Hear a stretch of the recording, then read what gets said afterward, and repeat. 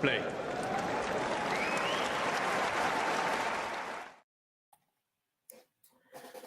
Hello.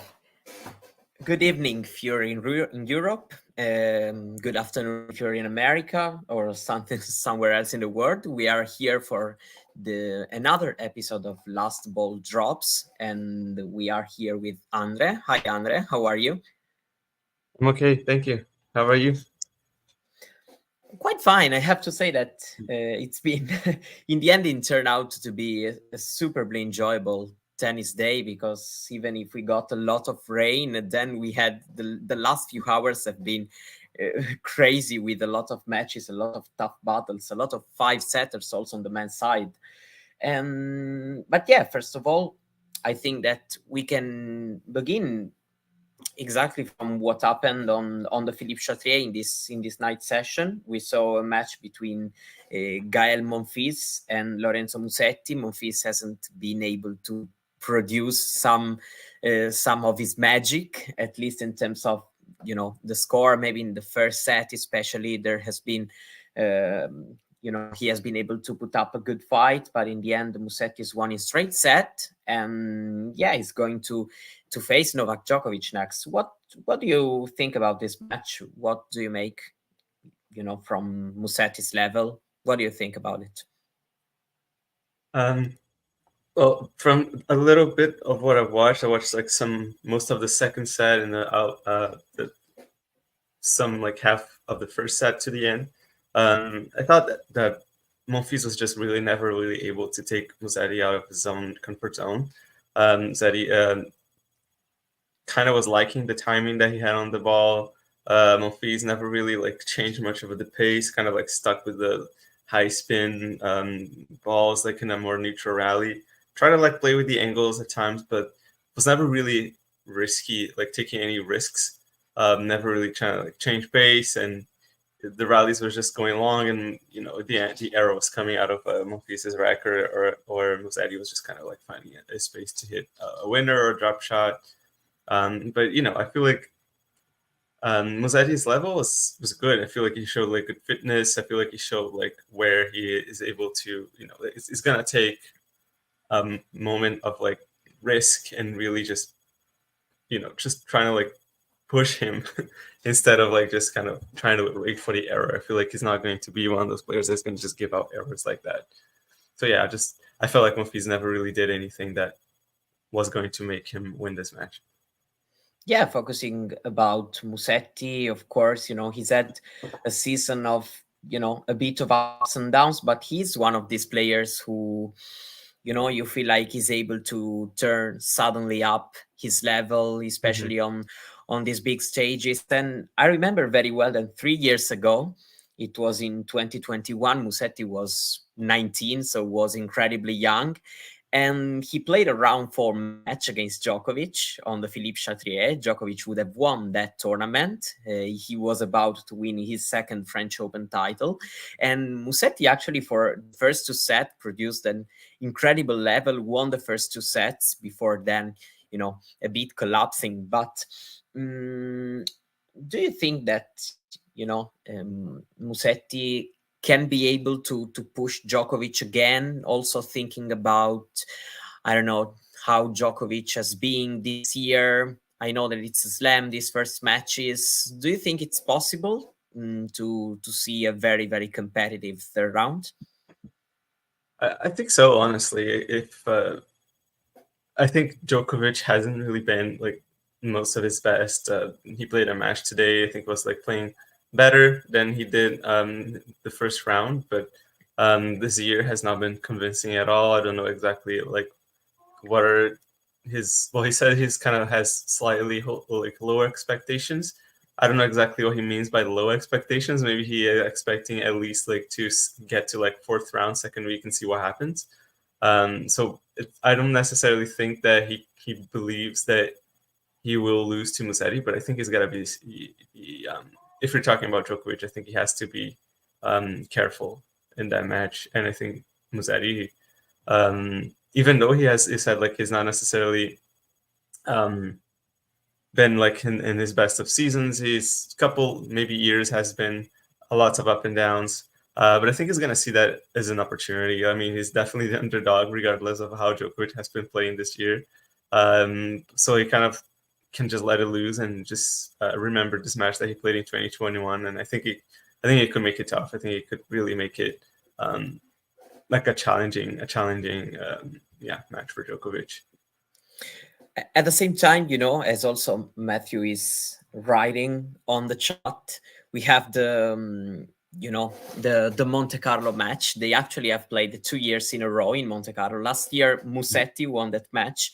This year, despite all what we've been saying about Djokovic, his level, his losses here and there this year, Djokovic still won that match in straight set. It was, let's say, more or less comfortable. There were also some loose games played by Djokovic, but overall, the outcome was never really in doubt.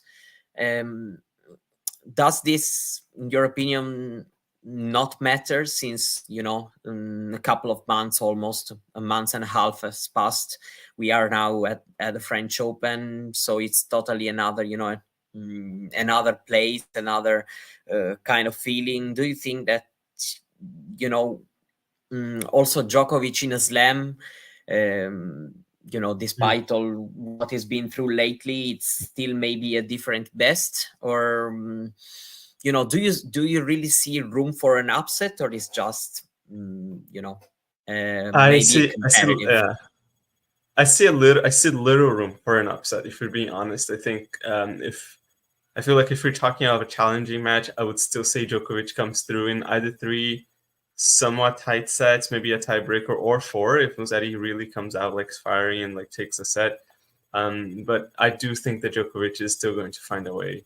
I think he just has too many weapons, and he's trying to play better. He said himself in the press conference that he does find more motivations to play in Grand Slams. That's basically his only motivation to be playing still. So I don't think he's going to allow himself to lose a match. If he goes to 5-set, I think that's going to be like a heck of a surprise, if it wants to be honest. But I would say very low possibility of really. Yeah. I agree with you. I still don't know if Djokovic will be able to lift the trophy at the French Open, but still, it's a very, very big tournament. We know how much he cares about the Grand Slams, how many also he has won, even recently, even if not the last one. But so I still think that something special has to happen to beat him, as well as the other favorite players that we still get in the Djokovic today has reached the French Open round 3 for the 19th straight year, never missed any year, and always reached the 3rd round. So the last time we haven't seen him in the 3rd round at the French Open, it was in 2005. And did it with a comfortable win over Carballes Baena. What do you think we are about his level? How also does it feel today's match compared to the one he played against Herbert 2 days ago? I think there was a bit of a sameness in terms of like how Musetti and Monfils played out. I feel like Carballes Baena just kind of didn't really have much of the tools to bother Djokovic too much. I feel like the tempo was good for Djokovic.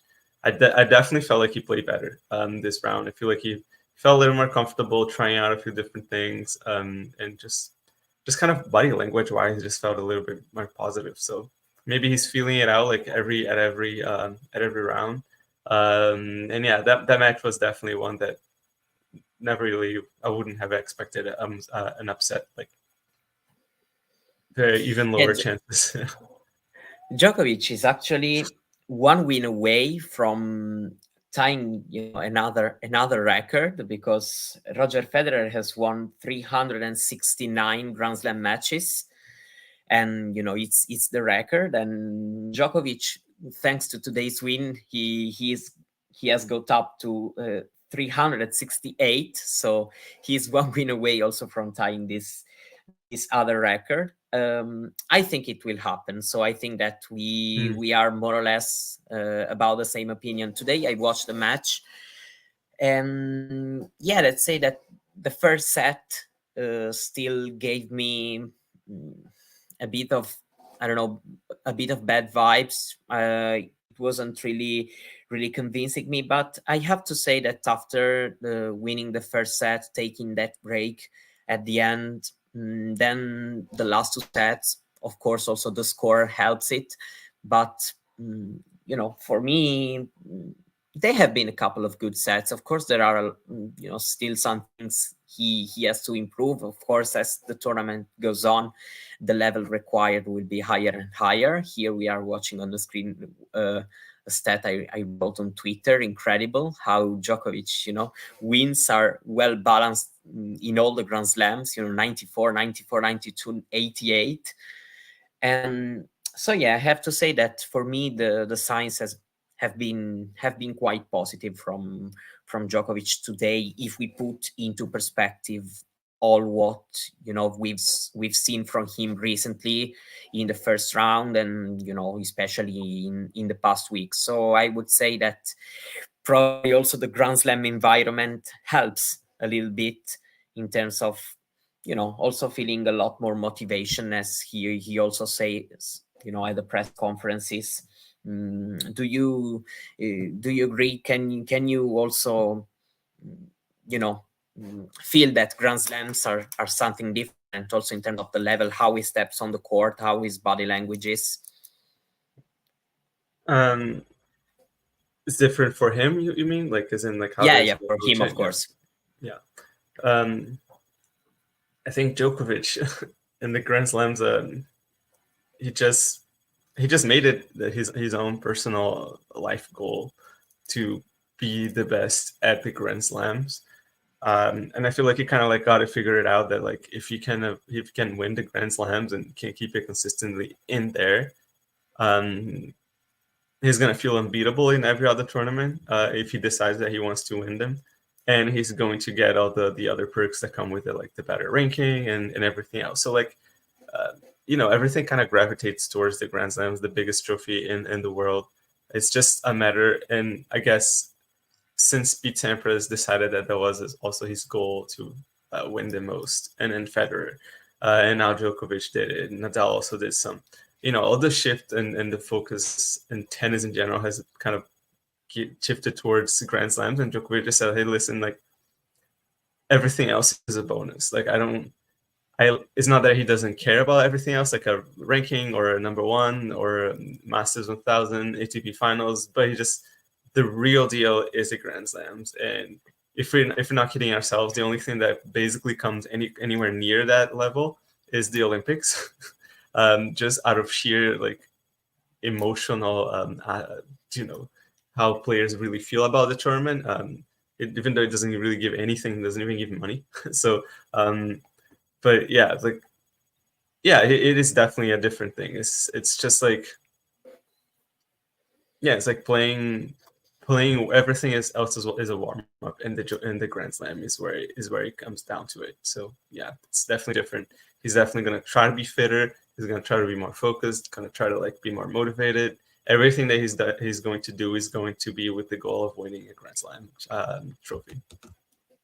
Yeah, and also we were seeing on the screen the comment Jake made just to close the Djokovic chapter. I'm going to maybe ask you just another bit of question, but do you think that actually, we've mentioned the motivation factor, Grand Slams, the Grand Slam glory still, drives him to be the best version possible of himself in the Grand Slams, whether he's able to do it or not, because maybe, I don't know, the Australian Open, for example, it didn't happen in the end. But do you think also the format, the best of five format, also with Djokovic getting, older, now he's 37, the best of five can actually help him a little bit more, because for example, he can still recover if he, I don't know, if he plays a bit loose in the first set, then he still has plenty of time to raise his level and to recover.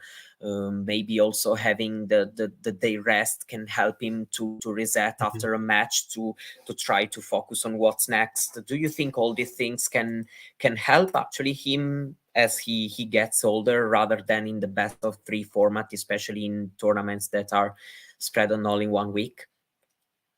Yeah, I mean, I don't know if it helps him as he gets older. I feel like the only thing that kind of helps more is like how his, kind of became fitter for that format. And I feel like as he gets older, nothing is really going to help him anymore.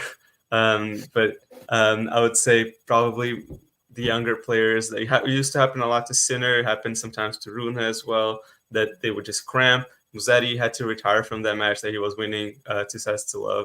And I think he got like 6-1 and 6-love until before he retired or something. Yeah. He was like getting completely Yeah. blown off the court.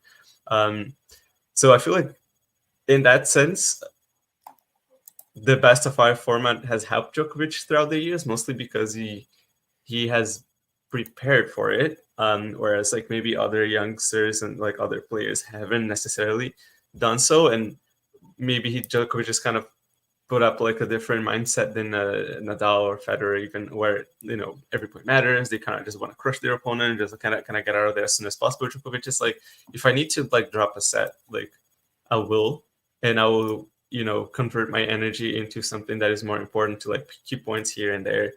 Whereas I feel like a lot of players come out of the grades like, I just need to win. I just need to give my 100%, and then they give like 110%, and by the third set they already have nothing left in the tank.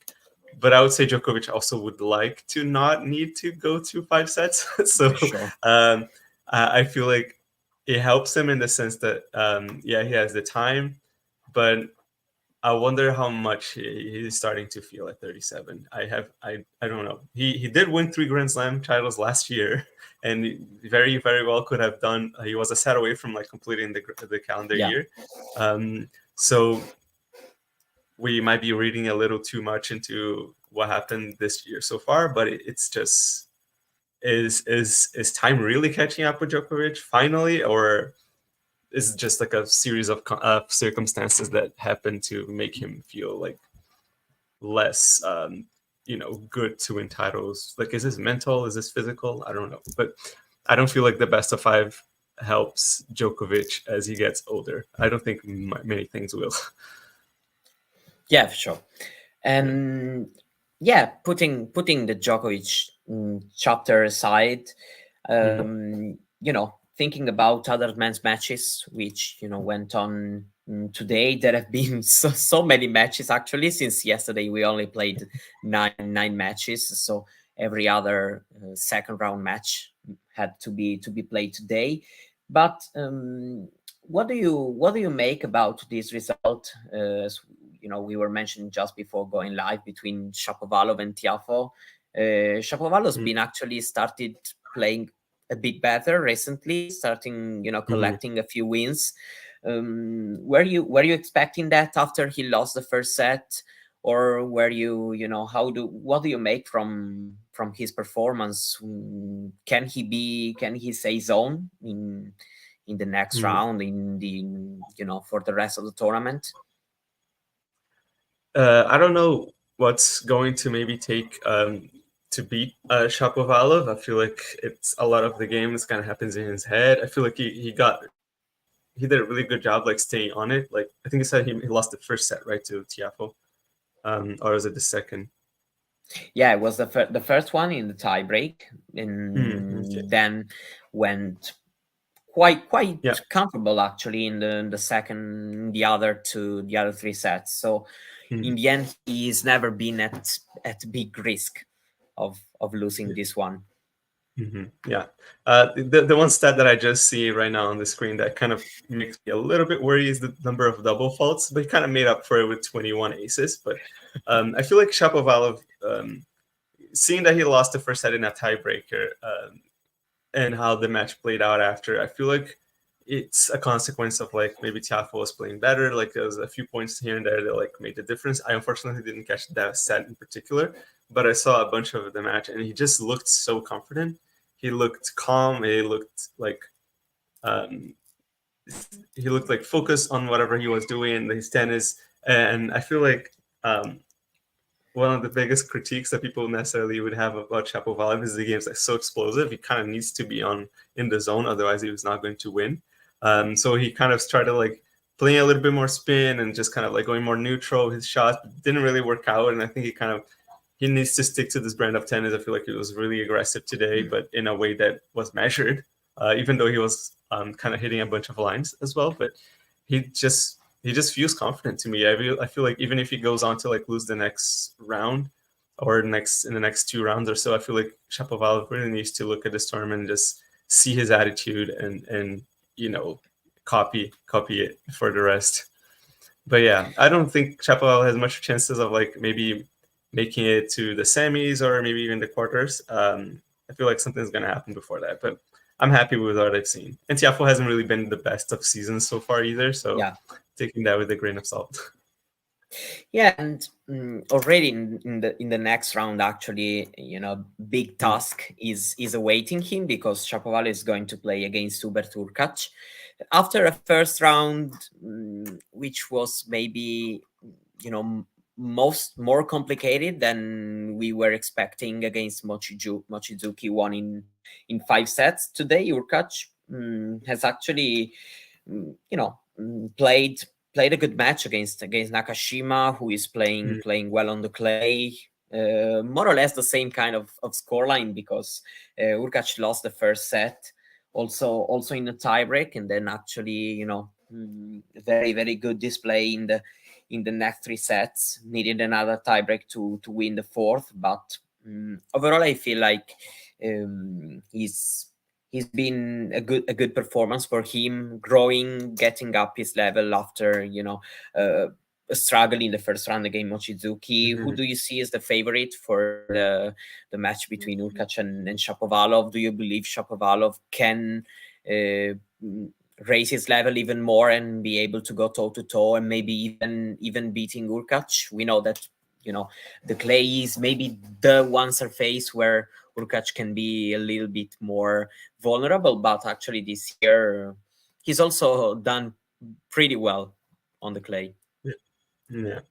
I think Hurkacz is definitely living some of the best moments in his life in terms of his tennis. I feel like he believes in himself, even if he goes down like that moment, like where he goes down a set or going to a 5th set. You can see like the ratio, even though Brandon Nakashima served out of his mind, he looks like 16-2, the exact same stat as Hurkacz, assist to double faults.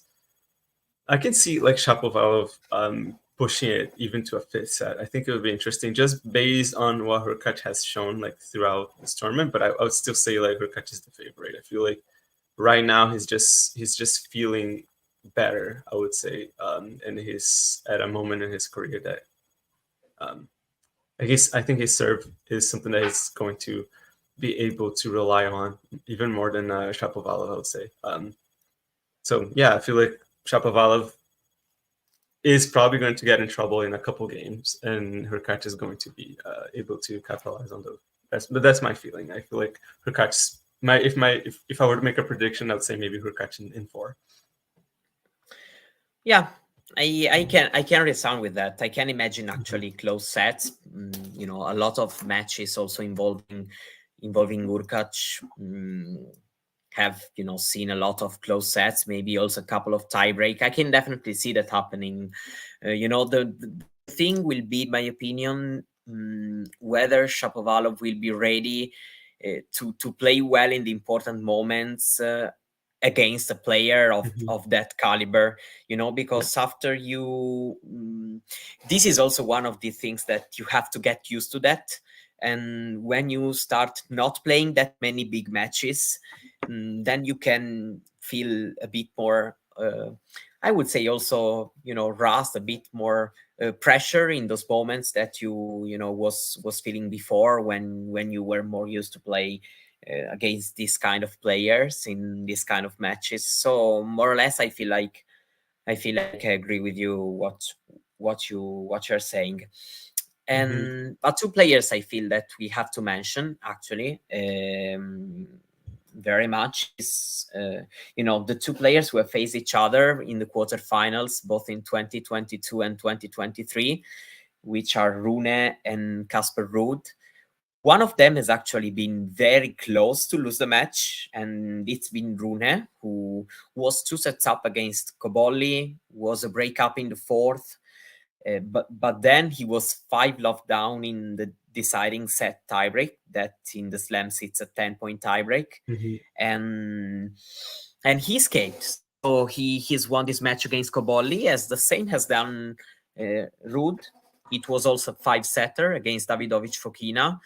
He didn't come close to lose the match actually, but Davidovic was actually the last player who beat him before the final at the French Open in 2021. It was also another 5-setter, and Fokina had won that time. So it's been kind of a revenge for Casper.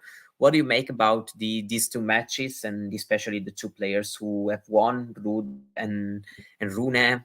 Can they be a big presence in this tournament? They are big names. Probably Casper a bit more, even more, given that he's been finalist the last 2 years. What are your feeling after these two matches? I wasn't able to see much of Casper's today. I did see some of Rune's match.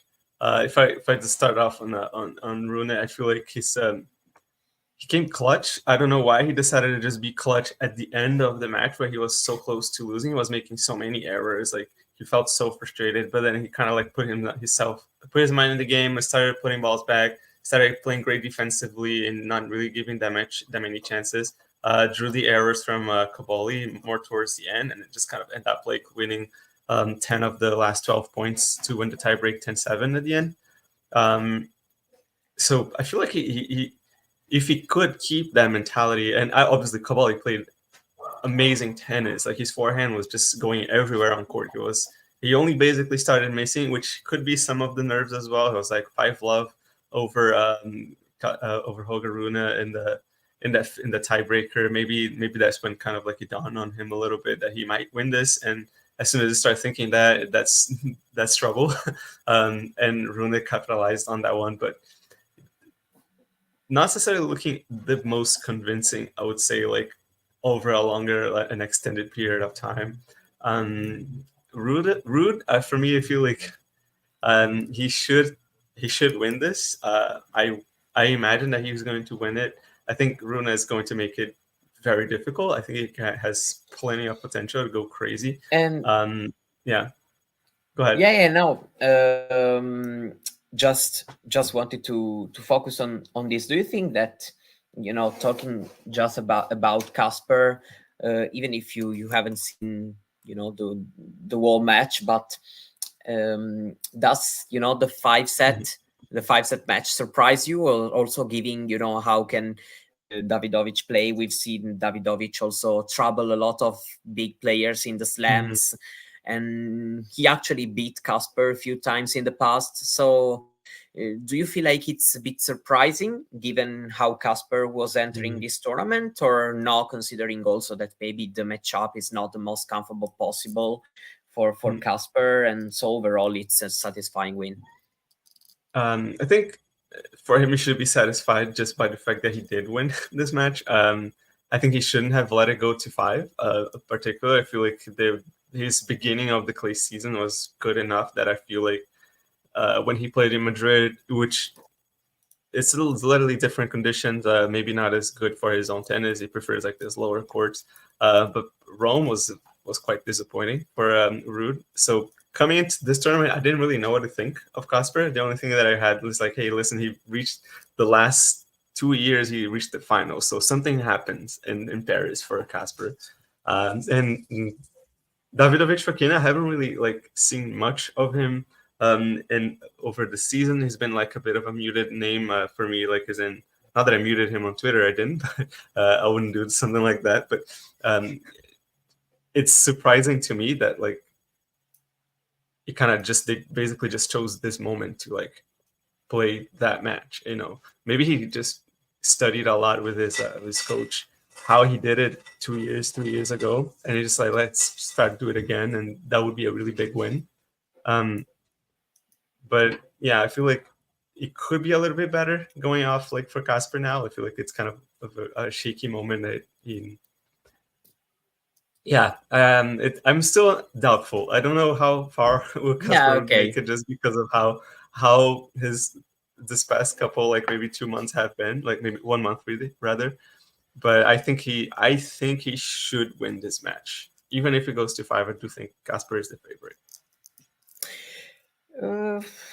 Yeah, I have to say that it's not easy to make a clear take on the match, because Davidovic had, for long parts of the match has played very well, and we know that he is able to push kind of everybody, despite his, whether he's playing good or not in that period, whether wherever he is in the ranking.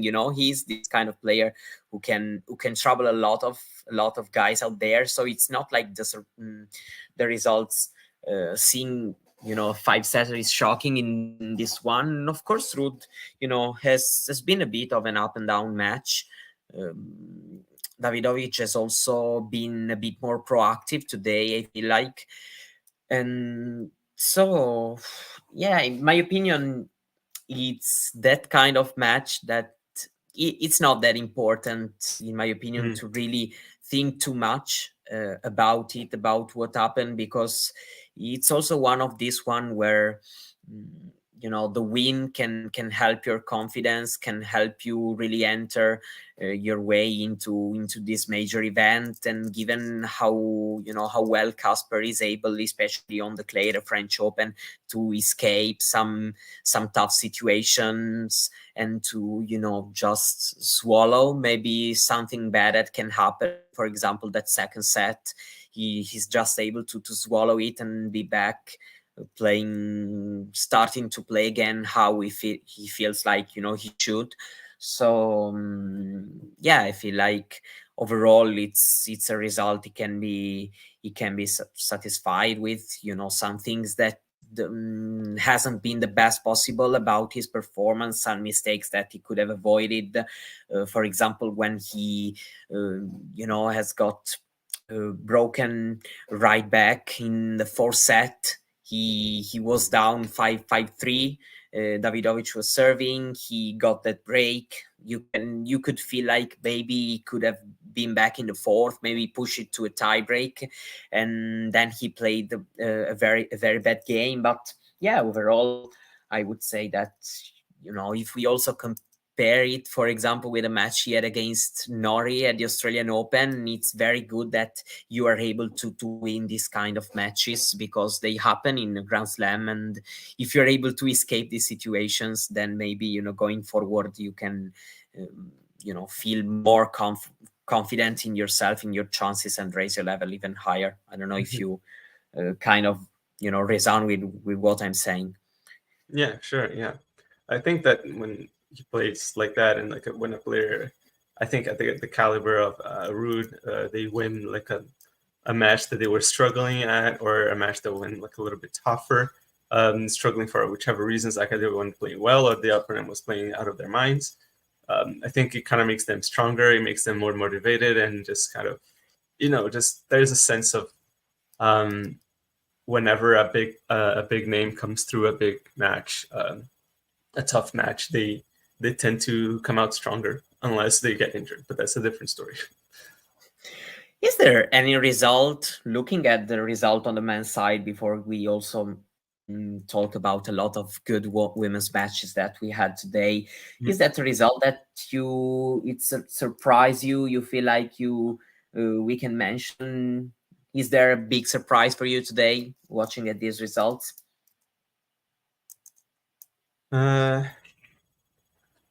Well, I think it's a bit of a disappointment for Sebastian Baez, who lost from success to Love Up to Offner. The other guy that always interests me a little bit is Alex de Minaur. De Minaur. Yeah, I think the reason why he's always interesting to me is that he kind of tends to be playing a very, very consistent level of tennis all the time, where he can beat players below him in the rankings quite easily. Sure. And then everybody that when it comes time to like raise his level to beat the best players in the world, that's when he never really finds an answer. So I never really know exactly what to make of him, but whatever happens afterwards for him, we'll see. But he's been having a good season so far. So yeah. Well, yeah, let's say that in my opinion, his ability to beat the top guys starts depending more on the conditions, a bit the surface. For example, I don't know, in Australia, he's been very, very dangerous against the top players. It had a lot of top 10 wins actually recently, but in my opinion, it depends a lot on for example, on the clay, the French Open, best of 5 on the clay, for me, it becomes very difficult to imagine that he can get a big win against a big guy in the game. So yeah, I more or less agree, but I would say that on the clay he started getting better and better results. Also these comfortable wins that he's getting, even this one against Munar, coming this way, it's still a good sign for him that he's getting things going also on the conditions that he maybe doesn't like the most playing on. So I would feel like, he's doing very well. And I actually feel like he will fight for that spot in Turin until the last bit, especially if he manages to have a solid grass season, which I feel like is possible. So yeah, but if I have to mention, probably the most surprising can be Khachanov. Kovalik actually had in the first round of the French Open, he managed to have his first career Grand Slam main draw win at his 10th appearance in a main draw of a Grand Slam after 9 round 1 losses, and now he got a very, very big win, especially after a player like Khachanov, which I don't know if you agree with me, but I feel like he's one of the most solid guys out there. One of these players who you really have to show up if you want to beat him. Maybe he doesn't have those very, very big peaks right now, but it's surprising for me to see him not only lose against, one of the players outside the very top, but especially this way, because at some moment there was the feeling that this one could have been a pretty much routine win. He was 2 sets and 2 love up in the third, and so yeah, this one for me, this one is my answer. I had bigger expectations from him, especially at some point I didn't start really thinking that it was possible for him to lose this match for the way it was going after the first 2 sets and maybe half. And then I would also mention Serundolos, Struff, Fritz is also another guy who's having a very big season. Do you see him as I know I don't say contender because I feel like it's too big of a word, but a player who can cause many troubles? Fritz, I don't know. I think it's maximizing all he can to play as well as that on clay. I think it's surprising, but I would say, yeah, I feel like coming into Roland Garros, I feel like he finishes up like in the second week, around the 16 of our round of our quarterfinal would be a great result for him. So yeah, I don't think he's a contender, as you say, but I do think that all the other guys that are contenders need to also need to show up and need to be able to hold their serve and not be careless on the return against him. But I don't think that there is too much of a secret on Taylor Fritz's game that isn't that other top guys can't figure out and to beat him. Yeah. Yeah, it's fine. And well, if we have want to focus a bit more on the women's side right now, Mhm. what's the match you would like to start with? What's the match you followed most closely? Yeah. I was watching quite a bit of Ostapenko and Towson. Um, I don't think it was necessarily a surprise. As soon as I saw those names, I thought, well, that's 100% a possibility that he could go Towson's way. Um, yeah, I think that's probably one of the matches that, like, for Ostapenko, I guess in particular, is it should be disappointing for her to lose that match. She didn't play much of her best tennis.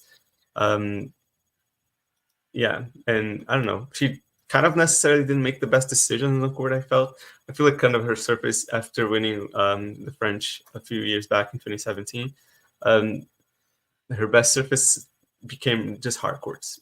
She doesn't necessarily do the best now on clay, and yeah, just didn't play her shots as well as she should have at some points. I feel like so.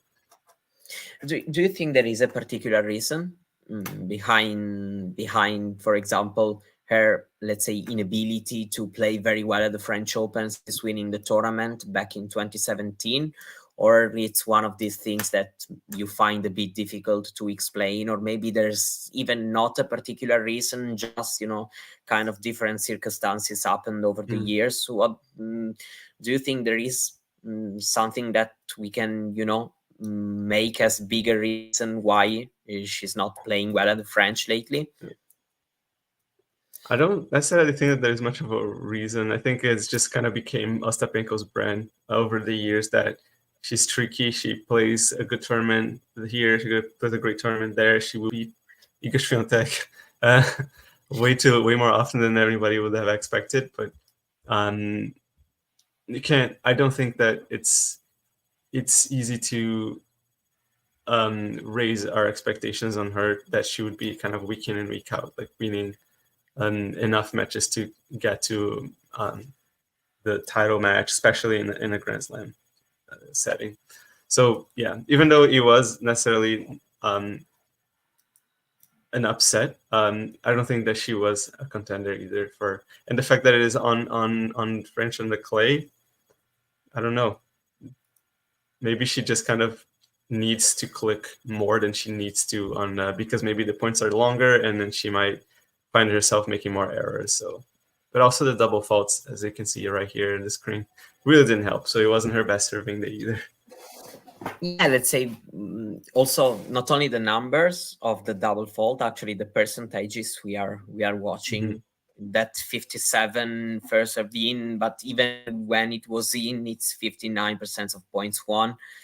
And yeah, I mean, Towson is of course a great player. Had a lot of injuries, a lot of physical issues over Mm-hmm. the last years. So it's for sure very very uh, good to see her doing well. So um, yeah, I agree. It's difficult um, to analyze this on Ostapenko, of course. With the shots, the powerful shots she has the potential, tennis to the brand tennis to play well on every surface because if she's that kind of player. When she's on, she can really play amazing, no matter where and when and maybe even against who.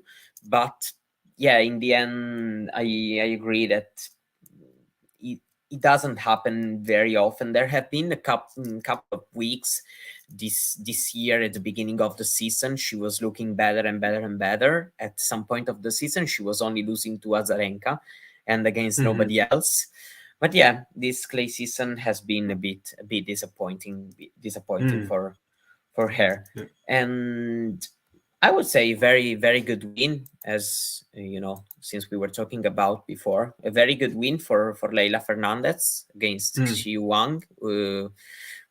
Do you want to take us a little bit through that match, what it can mean for Leila in her current state and form? Mm. I don't know. I think that Leila has been ever since kind of getting that stress fracture in the French Open, coincidentally, maybe 2 years ago, I think. She's lived up on her rankings and couldn't really had a lot of bad draws because she wasn't seeded. She ended up playing so many times like a top player, and she couldn't get the momentum going. So I feel like it's been even though like now it's like the time that she's finally reached the third round now at the Grand Slam at Roland Garros again. I think it's been a slow build up in momentum that she's been trying. Finally, she's kind of getting in that position where she's seated at this major. She was seated in Australia, but she kind of ran into a hot player. I forget completely her name. It was an American. I forget who that was, but in Yeah, Australia. in But now, Australia, I'm telling you, she lost against Alicia Parks. exactly. I thought it was her, but I didn't want to say something stupid. But yeah, like I think that's for Leila. It's a meaningful win. She's finally gotten a draw that's a little bit more favorable, and that's going to be good for her. She needs a little bit of that time to play a few more matches, get a few more wins to get the timing back. And I think clay is a good surface for her. So yeah. Just I like this last sentence that you say, that she's the kind of a player which need more time to get into rhythm, into form. So I wanted to go a little bit deeper into that. Do you know why she's this kind of player? What are her characteristics also from technical side, which makes her need a bit more time? I think it's mostly because she's heavily dependent on timing. She really needs to time the ball really well. She doesn't have necessarily power of her serve. Mainly is very very vulnerable. She can generate some power off the forehand, off the backhand, but it's nothing like a Sabalenka, Rybakina. Not that I'm going to compare like only with the top three women on the tour, but like she's on the weaker side when it comes to like hitting. Generating her own pace. But she really relies on her speed and on just like timing the ball. She kind of can get it like really up on the rise.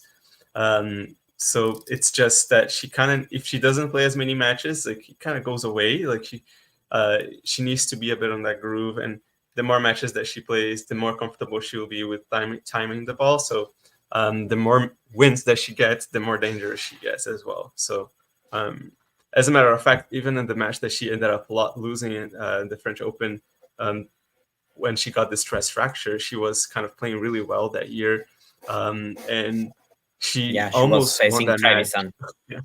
Yeah, and she almost won that match on one foot. So that's just how dangerous she can be when she kind of is feeling her tennis. But she doesn't necessarily have much to run towards if she doesn't have that timing. So that's what it is. That's the problem. And you mentioned Sabalenka and Rybakina. I feel like we can talk about them both together. Couple of 2 straight sets win, very comfortable, especially for Sabalenka. But overall, also for Rybakina, even if she had to come back from 2-4 down in the second set, who is looking better between the two of them? Who is looking more dangerous? I think Sabalenka always has a bit more of that fire that makes her look like she's more dangerous, and Rybakina just sometimes feels like she would be more vulnerable in certain losses. So she's just kind of more silent. And I think ranking wise, and the fact that Sabalenka reached Madrid and Rome final like 2 weeks in a row, make her just like a more strong contender over Rybakina. But it's sleeping on Rybakina is always a bad idea. So I'd say Sabalenka is looking like naturally stronger, but we only will see exactly like who is really stronger if they get to play each other, or if somebody loses or finds like a player that is going to challenge them early on, like in the tournament before they get to play each other. But yeah, I think they are both strong in their own different style. Yeah. Sabalenka, the last time Sabalenka lost before the semifinal in a major was at the French Open in 2022. Since then, she has always reached the semifinals in all the Grand Slams she has entered and played. Do you think there is a particular reason, mental, or is just that she's too good of a player, and so if everything is okay mentally, it's just too difficult to stop her? What's the reason? Even the other player, even Swiatek, for example, we've said her, having some trouble against some players in the slams, lately, even if she also won a lot of big title and also slams. What happened? It's all in Sabalenka's mind, or you are feeling something really improved and stepped up also tennis wise? Because for me, I would maybe give my opinion. Her movement, for example, improved a lot. The serve is way more, stable and dangerous nowadays. So these are, in my opinion, all things that makes her ground strokes then seem even more effective. I think it's just Sabalenka's game is one that somewhat similar to how we had our conversation about Ostapenko. Is that it's a lot of like her own base generation, right? So I think she has a game that is extremely transferable to all surfaces, and why she gets deeper on the Grand Slams, I don't know. Maybe she has a bit of that mentality that she wants to do better as well on the Grand Slams instead of other tournaments. But yeah, it's kind of like a tough question, really. I don't know exactly what it is in the majors that makes her play better, but I guess the players kind of make themselves that goal to do better, especially in those tournaments. And yeah, I feel like in terms of being dangerous, the difference, I guess, from her and Swiatek would be exactly that. Sabalenka's game is more transferable, whereas Swiatek has that like really high peak on clay, and then she gets more vulnerable in the others, whereas like Sabalenka is a bit more constant. And I guess same would go to Rybakina in that regard as well, even though Rybakina doesn't have the same sort of record. Yeah, and there's been an interesting result also. Danilovic has beaten Collins. Collins has been on fire since, I would say, overall whole year, but especially after the run she had in Miami. Lost very, very few matches, and all of them against incredible players. Actually, Danilovic already had pushed Collins in Madrid, and Collins that time had been able to escape that one. Not this time. So Danilovic is in the third round, and Collins, is out early of the French Open. Do you feel like it's surprising, because we were talking about this potential matchup on the last ball drop we did a few days ago with Nick, and we were mentioning about also how maybe Collins could have got a bit used to what Danilovic could have done, and so come to the court a bit more prepared. But in the end, Danilovic has been ready, and for me it's been a bit of a mix. Collins has, of course, played a lot lately, a lot of matches, and lately it starts seeming a little bit more that she was about to at least be a bit more vulnerable against some kind of player. At the same time, I have to say that Danilovic plays very, very well, and she had a lot of injuries, a lot of troubles, but especially when in this part of the clay season, as it happened more or less last year, if she's well physically, she's very, very tough to beat. Last year, she came very, very close to beat Jabeur also. Yeah. I agree with everything you said. I don't think it was necessarily like the biggest of surprises. Danilovic has kind of been up and coming. She came through qualifying. sometimes this can be a bit of a boost of confidence because they kind of have more matches. They got more used to the conditions before. I think Collins has played a lot of matches. Clay isn't her favorite surface either. She is in her farewell tour, so I think she really just wants to play all tournaments as much as she can. She wouldn't necessarily pass on playing at Roland Garros either. She played a really good match. I feel like in a sense, like she also doesn't necessarily wants to just play just for playing. I think she has this competitive spirit that she wants to win whatever match that she's playing. She's going to be disappointed that she couldn't win this one for sure. I believe she served for the match, maybe. But yeah, she in the second set actually. Exactly. Yeah.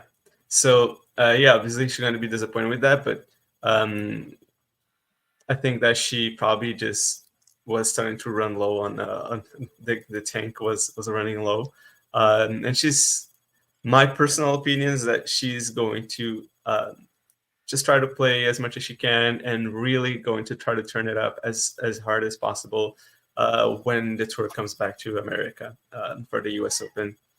So until then, I think she's just going to try to enjoy and try to, win, but without necessarily blaming herself too much if something bad happens, like a loss like this. Another big result, in my opinion, has been Paula Badosa beating Putintseva. Putintseva has been playing very, very well this year. Especially lately, she had very, some good runs at the WTA 1000 events, and so she's been very good. And considering also how Badosa always is telling how she is fighting with the career-threatening back injury. She said recently in the press conference that she doesn't know every day how she's going to get up, how she's going to feel, if her back is going to hurt. It's very beautiful, in my opinion, to see her fighting this match in Rome, also in French Open. Played already a couple of very, very tough battles, winning both of them. So, she's really showing us, why she is such a warrior and why she's been able to reach, some very, very good heights of the sports in 2021, 2022. So what do you make from Badosa? How are you enjoying watching her fighting this match, despite some troubles with her back, and still trying to enjoy every moment she can get on the court? I think I really enjoyed Paula Badosa's game. I think it's a very, very nice to watch. Like she's got good strokes from backhand, forehand, big serve as well. She's as I said, like she's a fighter. She's got like that very classic Spanish demeanor, behavior on court when it comes to like playing. And I think if there's this injury that she has to deal with, and I think she kind of maybe taking it day by day might be a good thing, because just trying to find the joy in being able to do this sport that she's loved so much. So I think that's extra motivation to fight and do well, especially maybe if her case is that bad. Like if she doesn't know what she's going to be feeling tomorrow, she probably wants to give everything that she has today. So it's great. It's a beautiful story. Hopefully she can get back to her best tennis and the injury doesn't bother her too much or at all, and that she can come back to top rankings. Yeah, we had the question about Rybakina and what happened at the press conference today. I've heard that she hasn't even been requested. Do you have a take on the situation since it's been mentioned? Yeah. If I don't know, I feel like in terms of like I feel like I get that she's right in a sense that like all the questions are kind of always the same. I feel like it kind of became a bit of status quo in maybe tennis, maybe sports, that there's going to be always a bit of the same questions. The answers are always going to be a little bit like more generic. The only player that I really saw that actually gave like proper answers about real tennis was Alcaraz. Sometimes he would just actually talk about the tactics he used. Maybe that's not the most wise thing to do, but at the same time, I feel like Rybakina, I don't know, maybe there's something there. I mean, in my opinion, like some people, I don't have any necessarily takes. I'm not a journalist. I don't necessarily write for those things. And if journalists kind of find it like, disappointing that for them to like write about the sport, it makes their job tough. That's a thing. But the one thing that I really disagree with is and when some people are saying about like her not necessarily being good at entertainment or going into the press conference and like building her brand image, I don't think that this is a problem, because everything else that she does outside of a tennis court is collateral. She's making her money on the court, and she doesn't necessarily have to make money outside of it because of any sort of big brand deals. If she doesn't want to be like a super well loved public figure, it's fine. Like her, if she regards tennis as her main job occupation, and she doesn't want to have anything to do with like everything else, I feel like that's the decision. Like her job is, even though sports and entertainment industry are extremely like tightly connected, her job is to win matches. So it's as primary as that. If she wants to take it that way, that's fine. Like it's just gonna have less public attention, but if that's what she wants, that's okay too. I don't know.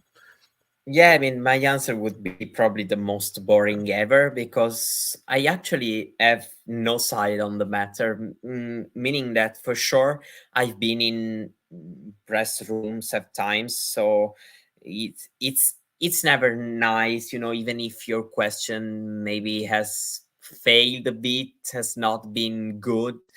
It's it's not nice to see the player being bored, or answering that way. So for sure, I still kind of think that she could have done it a bit better. At the same time, I feel like it's not like journalists have to take off their responsibilities, because being at a press conference, thinking about a good question is also part of the job.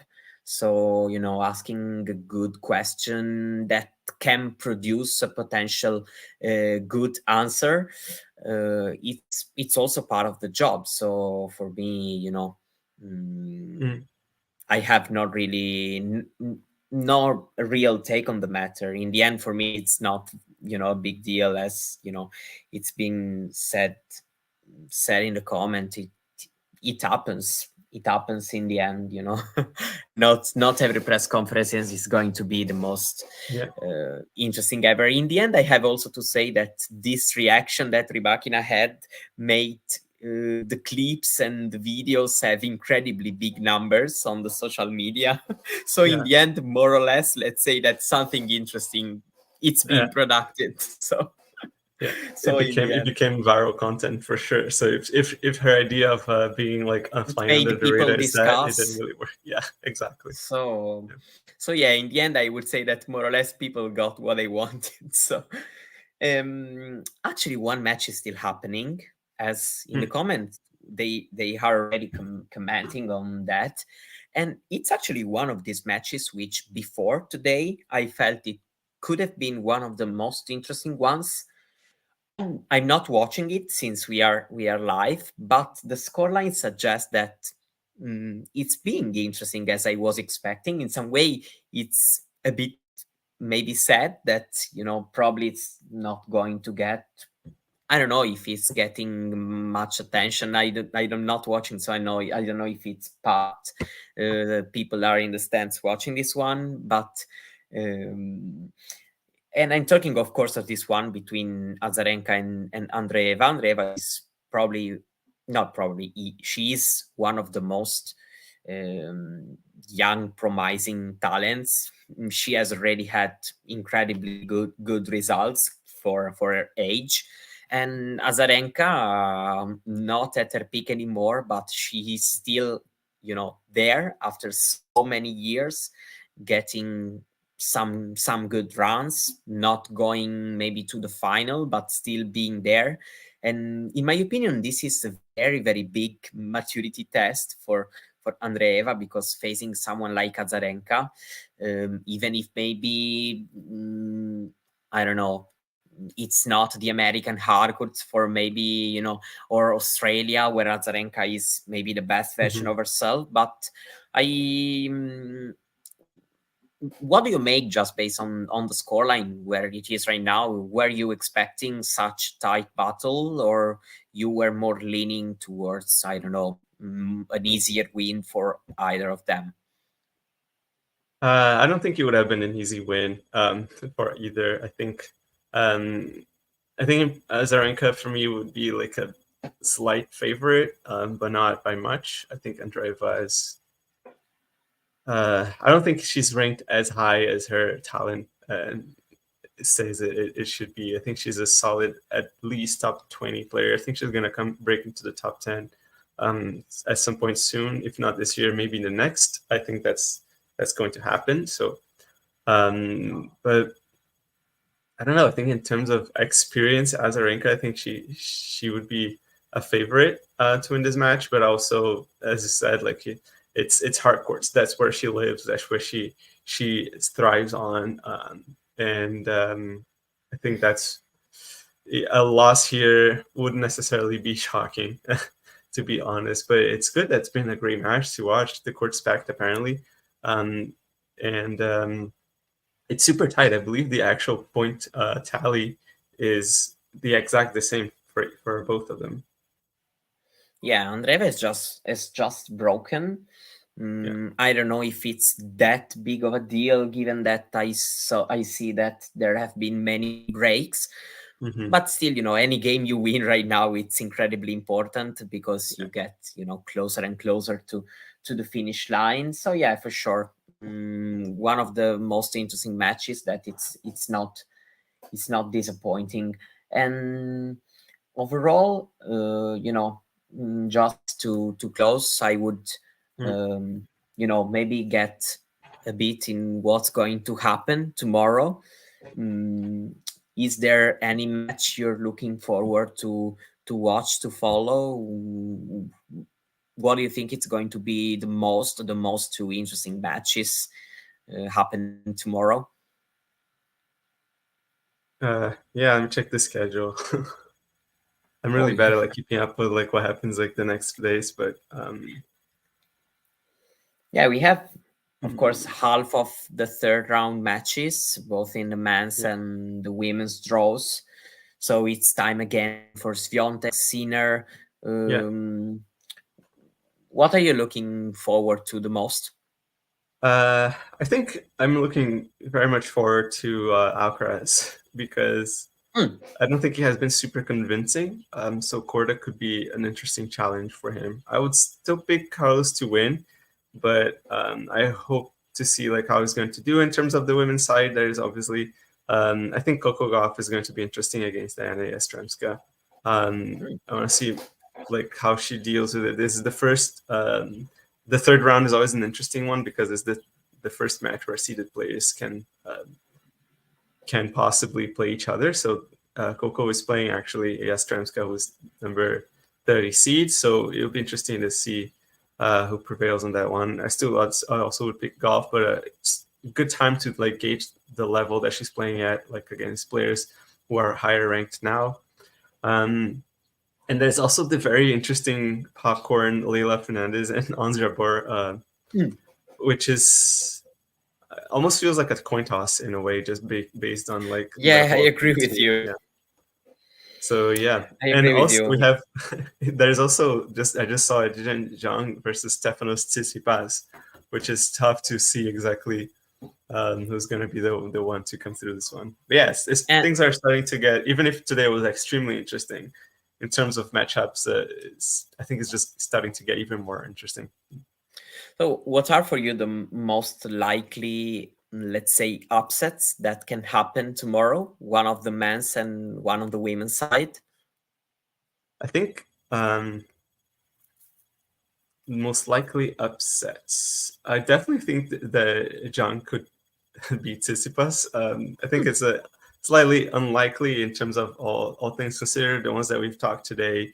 But the ones that are likely, I'd say Zhang taking out Stefanos Tsitsipas. I think Fernandez taking out Jabeur is a little bit of an upset, but I don't know. I am interested in seeing how if Arnaldi beats I was about to Rublev. say him. Yeah. I don't know. It's not easy, but it feels like for the way he strikes the ball, they are two very powerful baseline ball strikers. So let's say that the brand of tennis played is more or less the same. So yeah, I would say that Arnaldi feels like a guy whose level can be also very bad at times, but can also been very good. And I don't know, Rublev is usually one of these guys who he's quite reliable. For example, just to mention his record in majors, he never made it to the semis, but he actually made tons and tons of quarterfinals, 10 of them. So he's very used to going deep, at least talking about the second week in majors. But still, I would not close the door for an upset there. I don't know. Someone is saying Cocciaretto over Samsonova, even if Samsonova is not one of the very very top seeds. So but yeah, Cocciaretto is looking very good this tournament. Yeah. She got a very good comeback win against Haddad Maia, and today she played very well. Yeah, there are a lot of interesting matches, in my opinion. Will be difficult to choose. So yeah, Azarenka broke back 4 games Of all. course. Yeah. 4 games all in this unbelievable match. So yeah, I don't know if you want to add something about this day, about I don't know if there's any result you would like to mention. I feel like there are a player who's doing very well. It's Bianca Andreescu. Probably we can say a couple of words about her before wrapping this up, because she was not playing since a very long time, came back and actually playing well. Yeah, I think Well, it just basically yeah. I just cursed myself. I jinxed myself really hard because a couple days ago, I'd say last week, I was doing a live, and I said the Canadian tennis is not in a great spot right now. But now every Canadian has won except for Diallo. And I said Diallo was probably my biggest hope on Canadian tennis like right now, and he's the only one who loses. And Andreescu comes out of basically nowhere, and she's there now. But it's good. It's good to. I'm not going to say that it's this type of things that you're happy to be wrong about. Like I really like from Canada as well, right? So I think that it's obviously great to see the Canadians playing well. Felix is also through to the third round. 1-4 today. And Andreescu had to dig this one out to get through. So I'm happy that she's fighting. I'm happy that she's there and she's playing. And I just really hope that she can keep up the motivation and the joy of playing and just that desire and not really fade away, because like one of the biggest things that she can do is just kind of get uninterested, and then everything goes downhill from that one. But yeah, love to see it. Yeah, sure. I got some scared at times, given that she was not she was struggling to coming back. So I started getting a bit pessimistic about that. Yeah. I don't know, maybe for no real reason, but just based on vibes, but yeah, for sure. Also, the Olympics, I see that they are a big motivation for her, as she's mentioned that in a couple of interviews. So watching her very competitive since her first tournament, and maybe a very very good hard fought win is also one thing that she needed, because she needs to spend time on the court, and also it can help you mentally because you start getting used again to the dynamics of the matches. Exactly. So yeah, I'm really, really interested in what's going to happen for her. But yeah, for sure, I'm yeah very, very happy to see her doing well.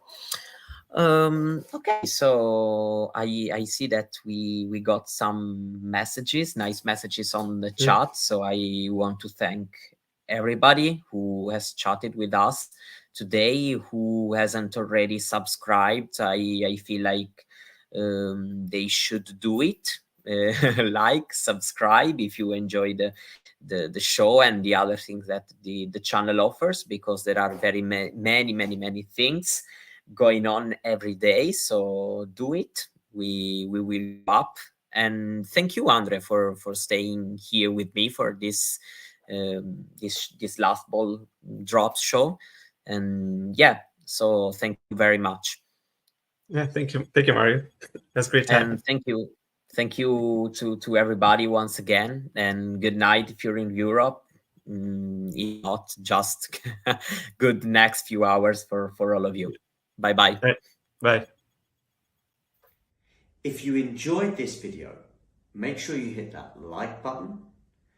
Don't forget to subscribe and click that notification bell so you don't miss out on all things tennis.